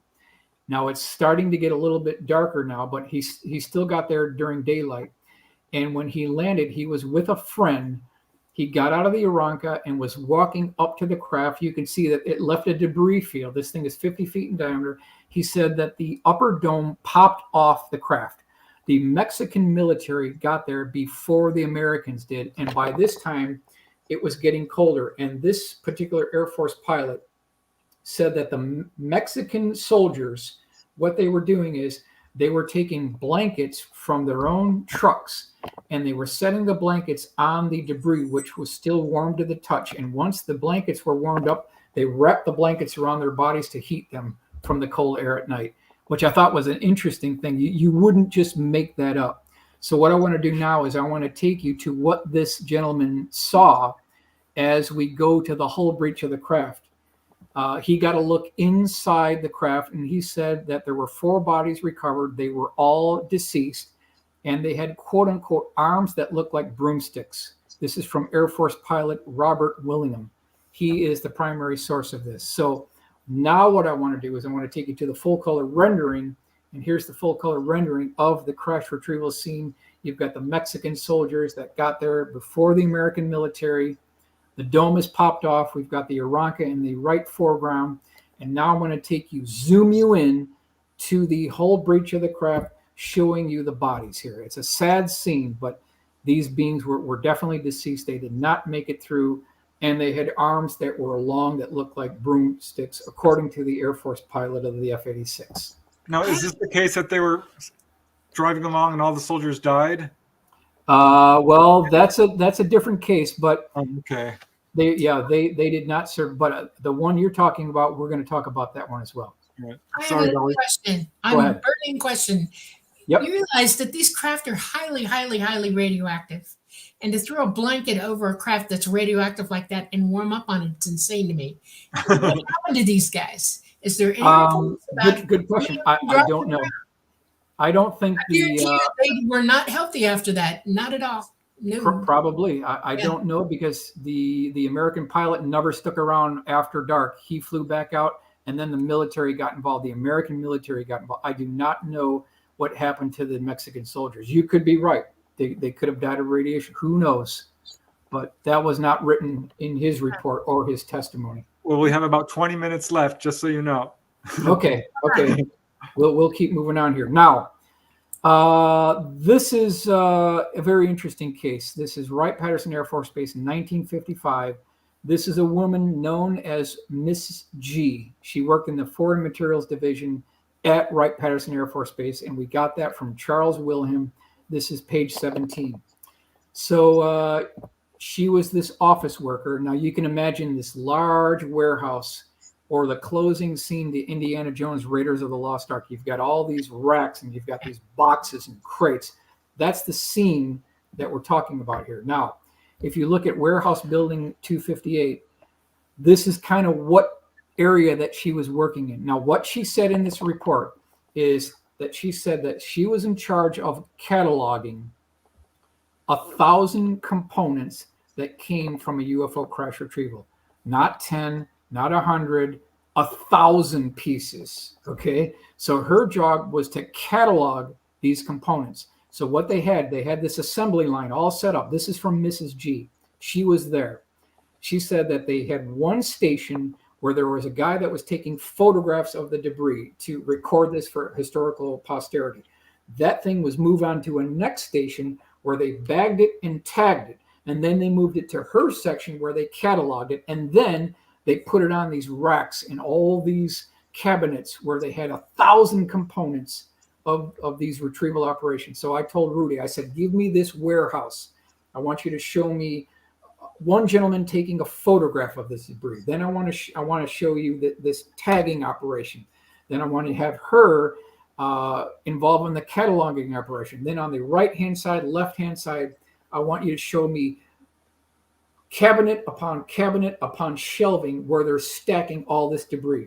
And here's what we came up with. Now, while all this is going on, she said that there was a mobile dolly that was rolling by, and she said that there were 2 3.5 to 4 foot tall ET beings that were being preserved in kind of this formaldehyde preservation fluid.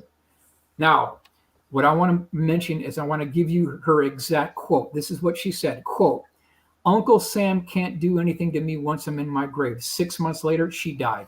We just got to her in time, and this is her story. I take my hat off to this woman who is an American pioneer and American hero. No. Is this June Crane, or is that? No, this is not June Crane. All right. This is Mrs. G. Because she had a very similar story. She had a very similar story. You're right. She did. That's exactly correct. All So right. again, not only do they have the motion picture film reel, but they've got the 8x10 glossy black and white. And according to Mrs. G, they've got over 1,000 hard evidence, physical evidence of UFO crash retrieval. And it was at Wright-Patterson Air Force Base during this time frame. I so want to see that first. So do I. So do I. So do I.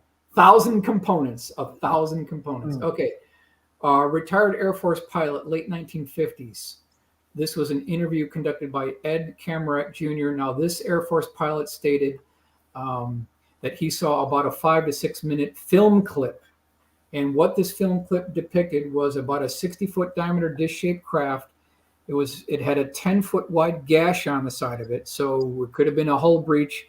It could have been an implosion from the interior. And kind of the video cut to the interior showing control panels, buttons, switchers, dials, and levers. There appeared to be star charts.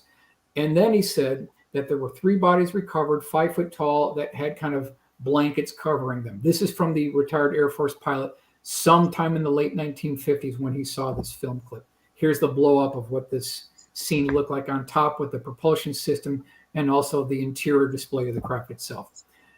Next one, Wright-Patterson Air Force Base. This is April 1962. This was 5 transient pilots that were looking for a mobile racquetball court. They were going down the hangar doors at Wright Field, Dayton. This is one that you were kind of talking about where they got there by accident. That's exactly what happened here. They were transient pilots from the 354th Tactical Air Command Fighter Wing, page 88, case A6. So you can see they're jogging, they're in their shorts, they're looking for this mobile racquetball court. They don't know where it is, but they know it's within the row of these hangars. They go up to this one hangar, the hangar doors open, and they see this 15-foot diameter dish-shaped craft. It's supported by 2 engine test stands. It has military personnel with rifles guarding it, and then kind of a rope that's wrapped around the outer circumference of this craft. Now, one of these MPs went up to the leader of the transient pilots and said, "You're not supposed to be in here." He was challenged, and we have his quote here. I'm going to move forward here.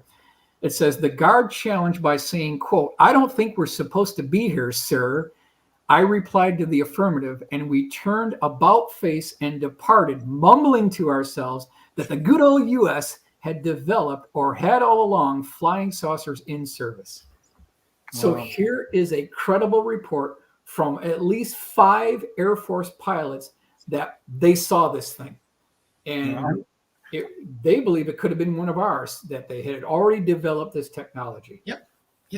I know Leonard Stringfield's the guy on this, but he's not the only one. Ray Fowler, he had a real good case.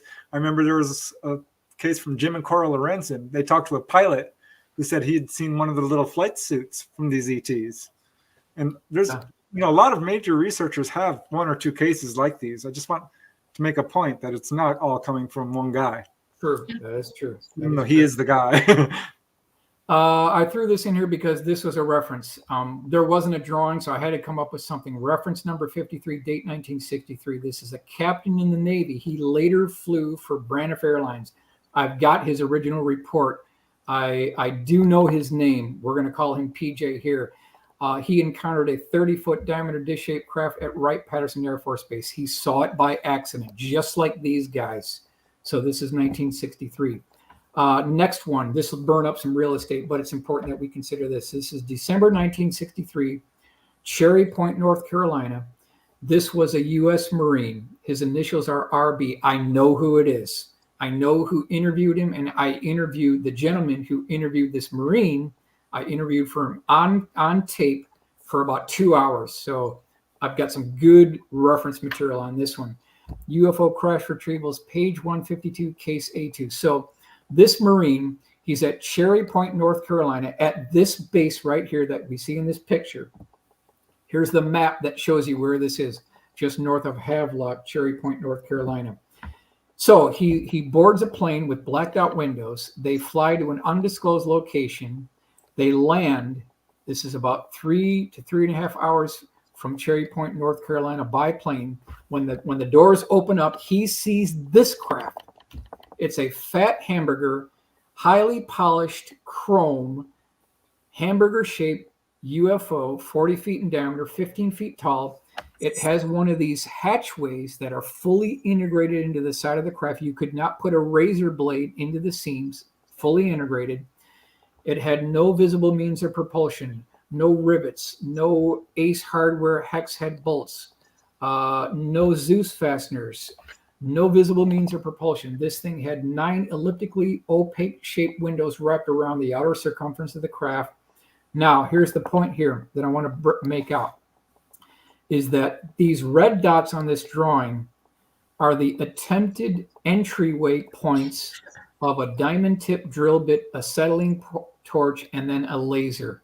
So they tried 3 ways to get in this craft. Now, here's the full color rendering by Joseph Ray. Did a great job showing you what this thing looked like. I also would mention that he said that there was a 1-inch lip between the exterior of the skin itself and the exterior of these opaque shaped windows, something that you could feel with your thumb.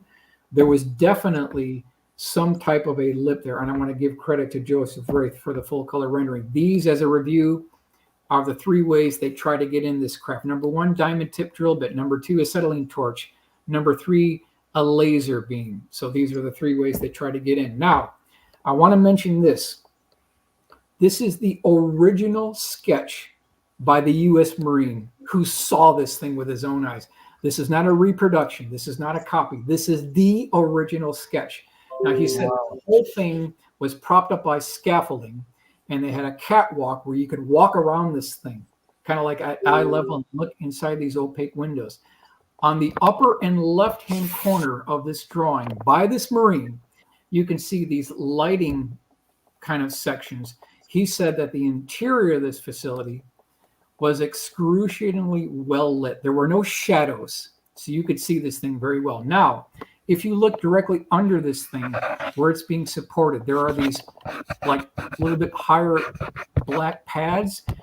These are the pads that were holding this craft on the scaffolding, which was connected to the catwalk. So this gives you a layout of what this looked like. Now here is Michael Johnstone's little bit refined drawing. He's the gentleman who interviewed the Marine. That's his drawing. If you look on the far left of this craft, you can see that lip that he was talking about. That's the 1-inch lip from the exterior of the craft to the exterior of these opaque colored windows. So here is the little bit refined drawing that I put together. You can see I've done a detailed view of this lip here, and I'll just do a couple of the bullet items here.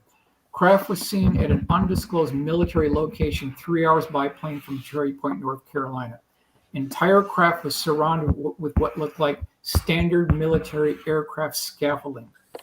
I also want to mention that there was a white circle painted directly up below this thing on the floor that kind of wrapped around the outer circumference too. And his job was to guard and shoot to kill anybody who tried to breach that white circle that was painted on the floor directly below the craft. Here's the full color rendering by Joseph Wraith. He did a really good job. This is pretty much very close to what this thing looked like if you were there. Jose Sanchez commissioned a joint. This shows you the diamond tip drill bit disintegrating as they're trying to get into the craft itself. First pass full color illustration by John McNeil, showing you the whited painted circle below. And then I want to talk about after they gave up on the diamond tip drill bits and after they gave up on the acetylene torches, 2 18-wheeler tractor trailer lowboy trucks pulled up to this hangar. They had 2 very large electrical generating devices, and there were heavy gauge cable that came from these trailers that was brought inside the hangar, and they were taking a laser and trying to shine the laser on the skin of the craft. And when they did that, they moved it away. It was warm to the touch. It had no effect whatsoever beyond that. No effect. The illustrations are great. I think it really shows how beautiful these craft are, which is something so many witnesses remark on, just the sheer beauty of it. Yep.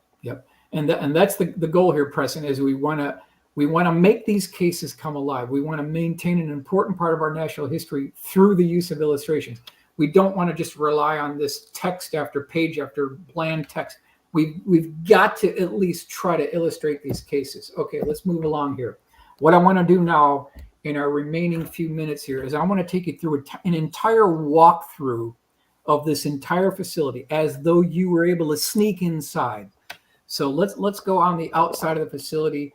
We're kind of at the chain link fence here. Now we've breached the security fence here, and we're like the invisible man now. We're walking inside the hangar bay. We can see the beginning of the operation.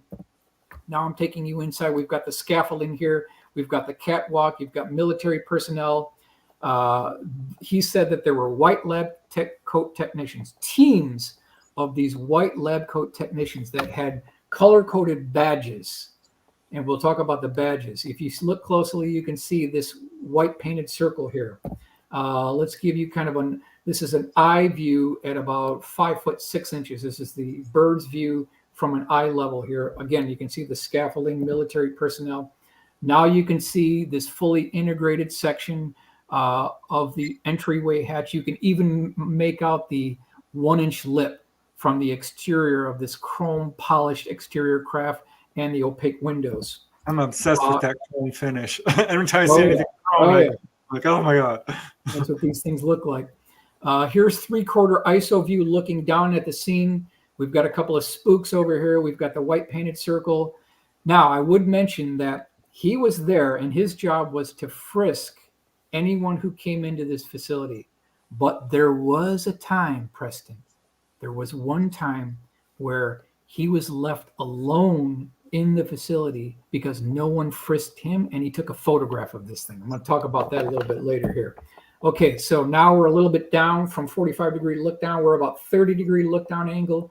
We can still see the catwalk. We can still see the white painted circle. He said that on the last day he was there, they lifted it off the scaffolding. They were putting it on a tractor trailer with kind of a cradle. They were lowering it down, and now they were building a suspension frame around the disc-shaped craft, and they were covering the whole craft with a tarp. So let's go to the tarp operation here. You can see them building the tarp. We've got it almost completely tarped now. Now we're getting ready to move out.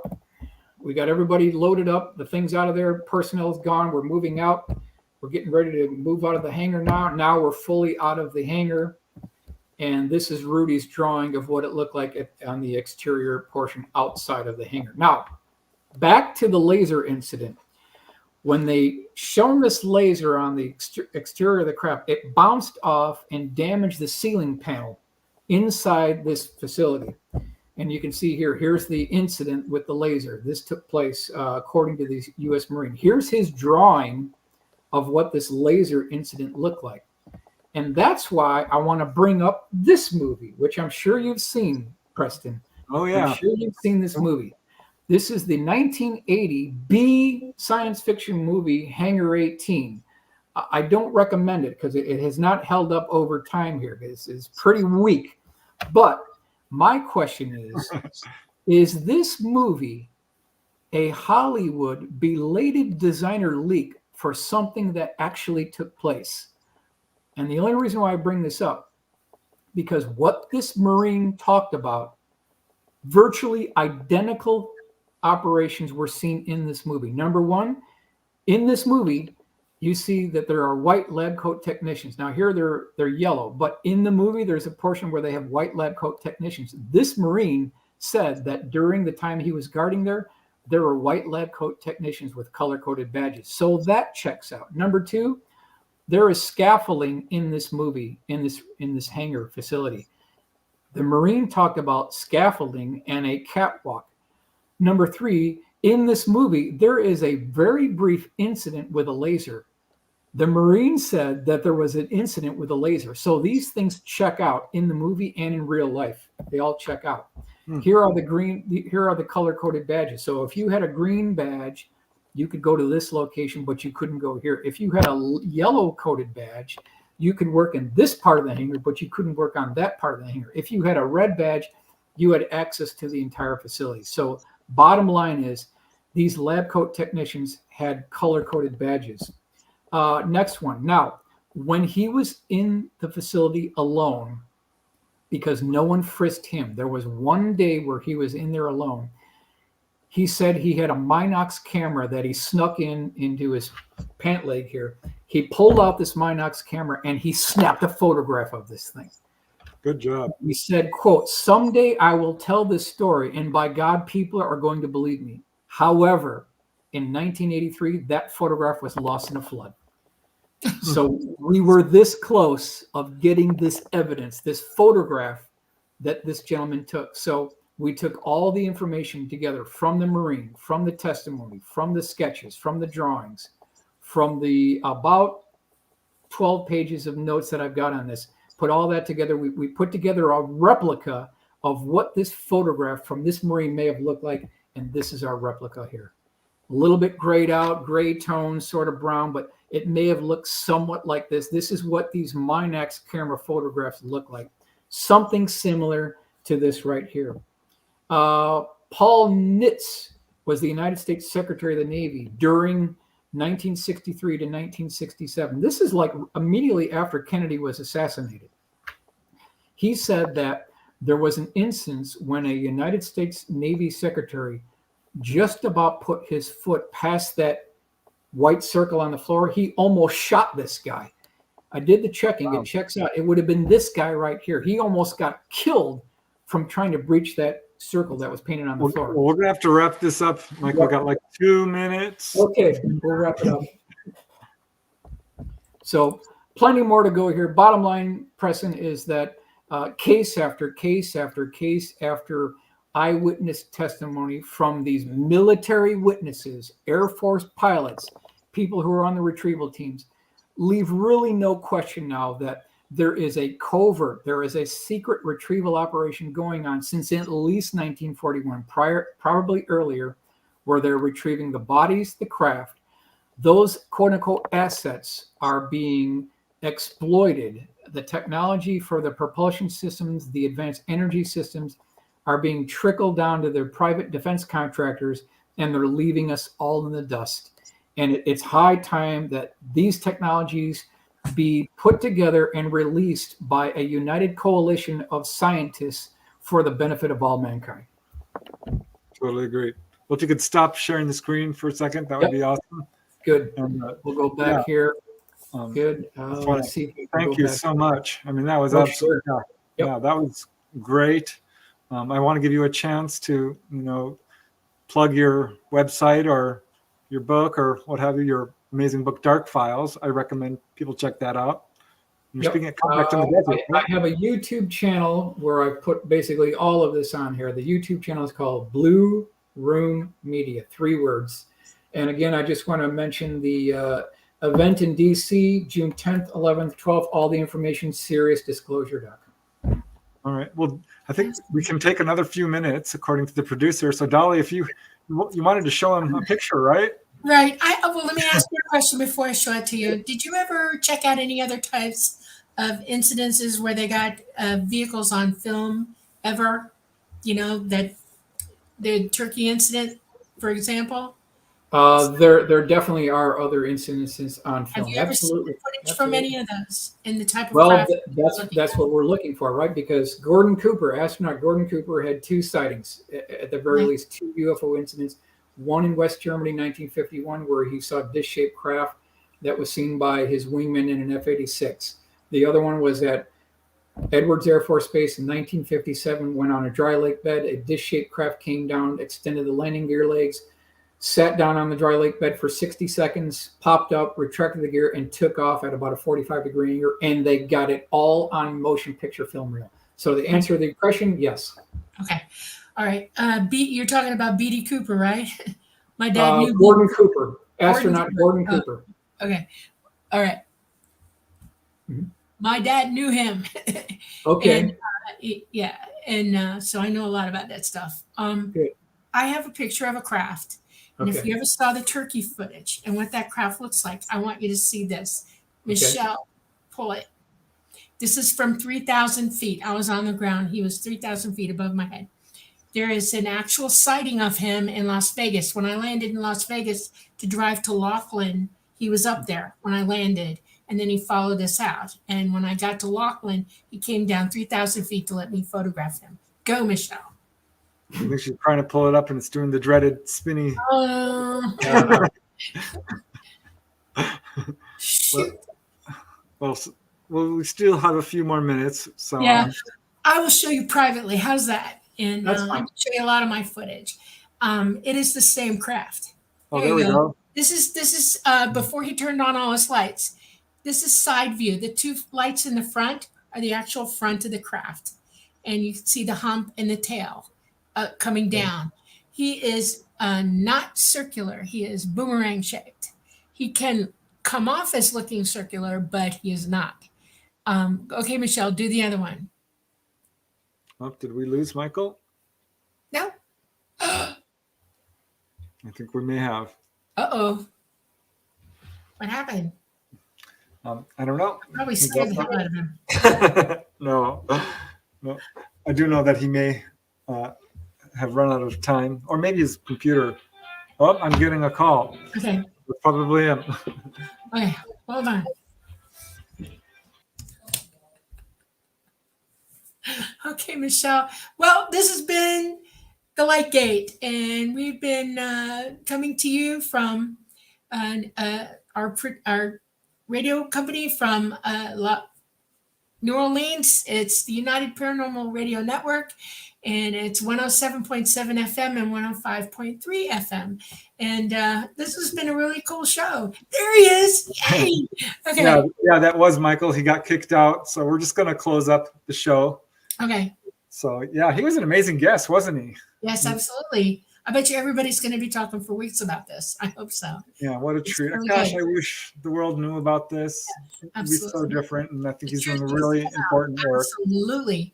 The work he does is phenomenal. I mean, this is perfect what they're all up to. They're circumventing secrecy here and bringing the truth to everybody the best way they know how, and I'm glad they are.